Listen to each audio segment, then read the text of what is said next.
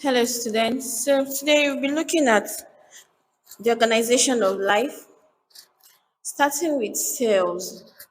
We all know that cells is the basic unit of life. All living organisms are made up of units called cells. So cell forms the basis of all other organizations of life, which we'll be looking into as we proceed. Some cells have specialized functions. All cells have a common feature. Both plant and animal cells have a cell surface membrane, cytoplasm, and a nucleus. Cells are too small to see with the naked eyes but are visible with the use of light or electron microscope. The animal cell has the following. It has the cell surface membrane, cytoplasm, vacuole, secretory vesicles, nucleus, lysosome. The absence of cellular cell wall in the animal cell means that it has an irregular shape. Glycogen is the storage form of carbohydrates in animal cell. So these we have the structures in the animal cell. The cytoplasm of the animal cell is dense with many organelles and dissolved substances. It is the house of the endoplasmic reticulum, which is the site of protein synthesis, and it also houses the mitochondria, which is the site for aerobic respiration. Nucleus is the contains the genetic material which make up the genes on the chromosomes. Cell surface membrane surrounds the cytoplasm. It controls the entry and exit of substances. Vacuoles are small and temporary in the animal cell. It also has the secretory vesicles, which contains products such as hormones and enzymes. Below here, we have a structure of the animal cell. This is the mitochondria. This is what it looks like. The fluid part of the cell is what we call the cytoplasm. And then the endoplasmic reticulum.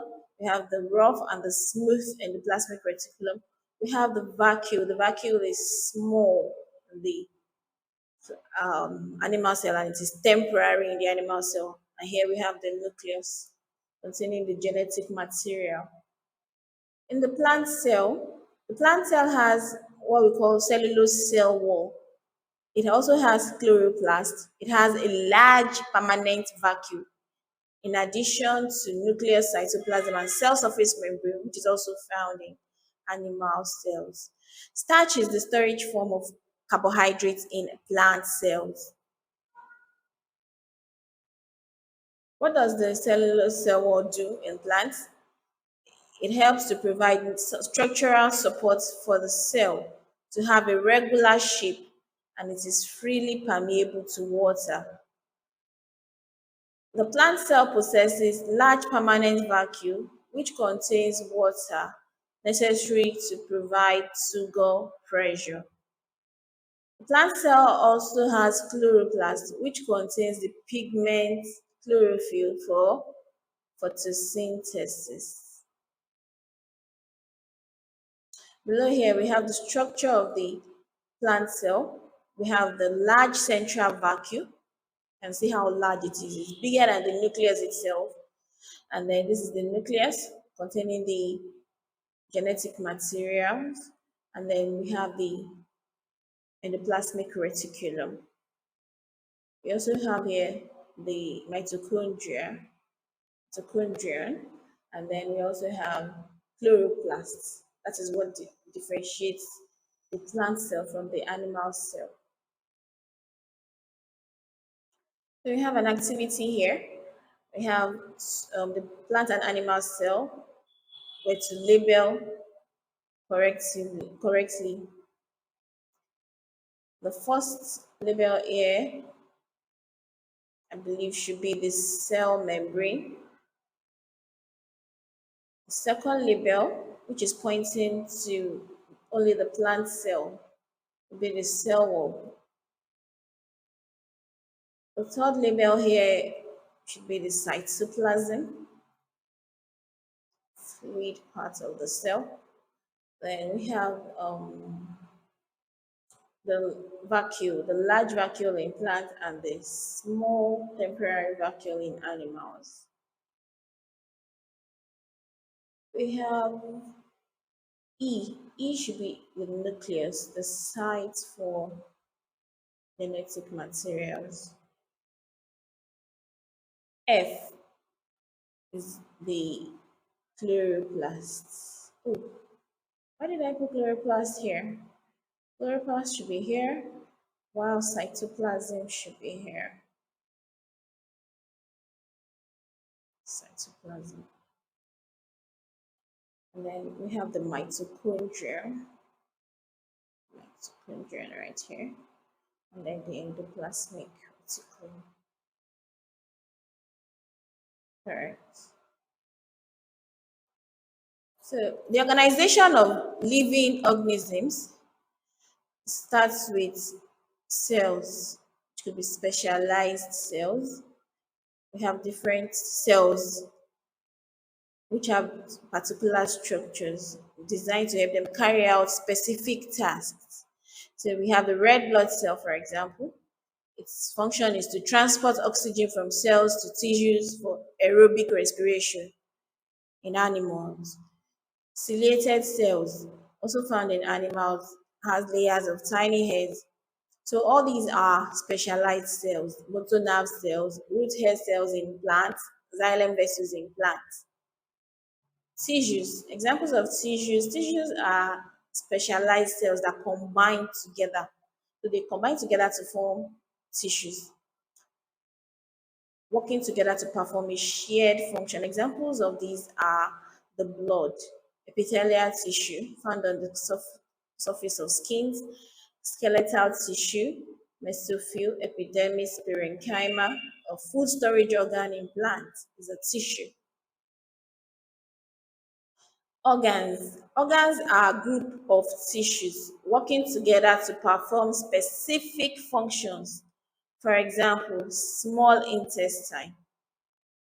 Organ system are a group of organs with related functions working together to perform body functions. For example, we have the digestive system. Moving on, we have a quick activity here for us. It says drag the words into the correct boxes. Structures that contain chlorophyll. That's the chloroplast.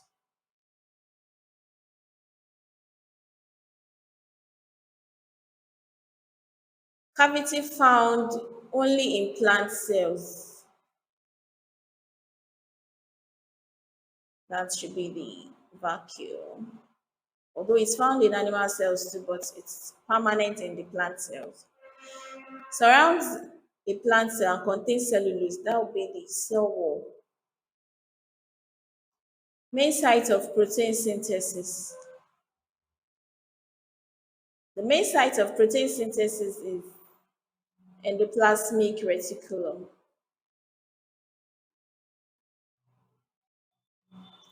Sites of aerobic respiration is the mitochondria.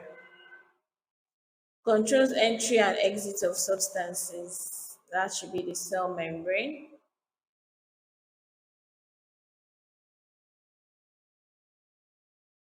Carries genetic information and controls cell activities. Okay, that should be the nucleus. Yes, correct. Site of aerobic respiration,